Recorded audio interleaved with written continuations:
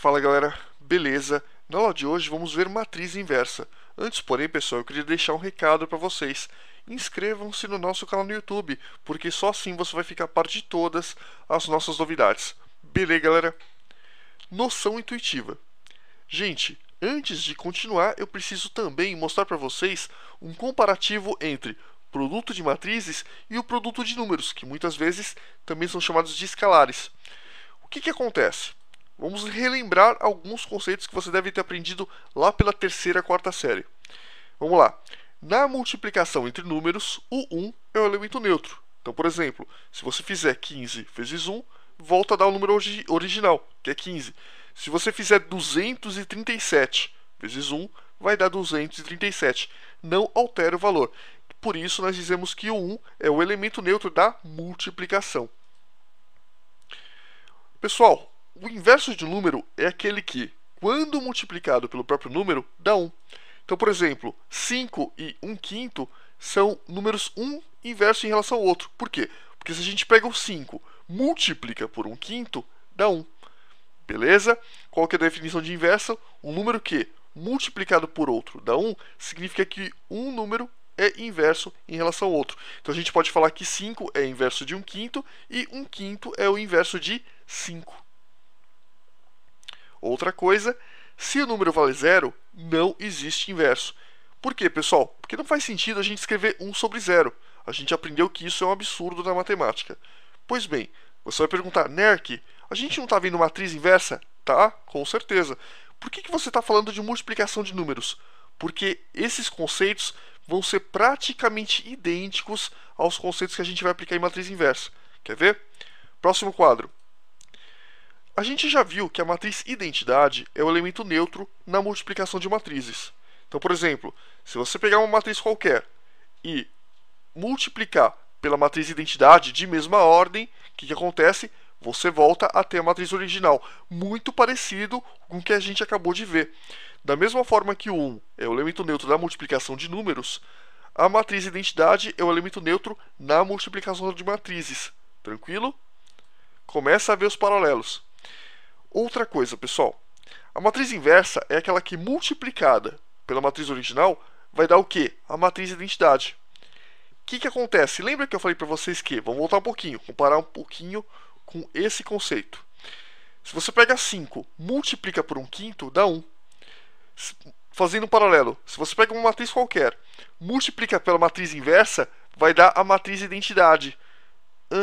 Tô começando a pegar o jeitão. Então, olha só, pessoal. Aqui. Então, se você pega uma matriz qualquer e multiplicar pela inversa, vai dar o que? A matriz identidade, que no mundo das matrizes é como se fosse o número 1. Beleza? Tá pegando o jeitão? Outra coisa, pessoal, tanto faz a ordem que você multiplica nesse caso. Ou você pode pegar o número vezes a, ou você pode pegar a matriz vezes a inversa, que vai dar a matriz identidade, ou você pode também fazer o seguinte, pegar a inversa vezes a matriz, vai dar do mesmo jeito a identidade. Nesse caso, a ordem dos fatores não vai alterar o produto. Tranquilo? E finalmente, pessoal, comparativo com a terceira propriedade que a gente viu no quadro passado. Vamos voltar também aqui, ó. Se o número valer 0, não existe inverso. Por quê? Porque é absurdo dividir por 0. Pois bem, olha só. Comparativo. Se o determinante vale 0, também não existe inversa. A gente vai ver depois por que não vai existir inversa. Mas guarda isso. Sempre que você for calcular a inversa de uma matriz, antes de você começar a calcular a inversa, você vai primeiro calcular o determinante. Por quê? Porque se o determinante for 0, nem existe inversa. Tranquilo? Observação, óbvio, né, pessoal? A gente está trabalhando com matrizes quadradas, senão você nem tem como calcular determinante. Então, caso isso não tenha ficado claro, deixo mais claro agora. Cálculo da inversa. Gente, existem várias formas de calcular a inversa. Esse método que eu vou mostrar para vocês é horrível, mas é uma possibilidade se você esquecer das teorias que a gente vai mostrar para vocês. Então, por exemplo, vamos calcular a inversa de 1, 2, 3, 4. Como que a gente faz isso, pessoal? A gente pode partir da definição. Você pode pensar, bom, eu sei que a inversa é a matriz que, multiplicada pela primeira, vai dar a matriz de identidade. Ou seja, se eu pegar essa matriz, multiplicar por essa matriz, o que vai ter que dar? A matriz de identidade. O que é a matriz de identidade mesmo? É aquela matriz que tem 1, 1 na diagonal principal, 0, 0 na diagonal secundária. Ou, melhor dizendo, 1, 1 na diagonal principal e os outros elementos valem 0. Tranquilo? Isso a gente já viu, pessoal. Eu não vou explicar toda a aula os mesmos conceitos, senão a gente não sai do lugar. Se você não lembra disso, revise as aulas anteriores. Então vamos lá. O que você pode fazer para achar a inversa dessa bagacinha? Você pode pegar essa bagacinha, multiplicar por uma matriz qualquer, que você não sabe quanto vale, e você vai impor que esse produto vai dar a inversa. Ou melhor, vai dar a identidade. Lembra que eu falei para vocês? Se eu pego uma matriz, multiplico por outra e dá a identidade, isso significa que essa outra matriz é o quê? A inversa. Então, olha como fica. Como é que eu faço o produto de matrizes mesmo, pessoal?